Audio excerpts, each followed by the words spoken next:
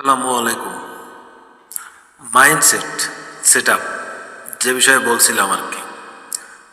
আসলে আপনাকে বা আমাকে যদি প্রশ্ন করা হয় দুনিয়াটা কেমন, এর সঠিক উত্তর হবে লাগে আমাদের দুনিয়া সম্বন্ধে ধারণা বা জানাটা যেমন, দুনিয়াটা আমাদের কাছে ঠিক তেমনই। উদাহরণস্বরূপ ঢাকা শহর, যারা পোস্তগোলা যাত্রাবাড়ি বস্তি এলাকায় থাকে তাদের কাছে একরকমের, যারা গুলশান বনানী ধানমন্ডি উত্তরা থাকে তাদের কাছে একরকমের। ঢাকা শহর আপনি লোকাল বাসে চলতে গেলে একরকম মনে হবে এবং ভিআইপি গাড়িতে চলতে গেলে একরকমের মনে হবে।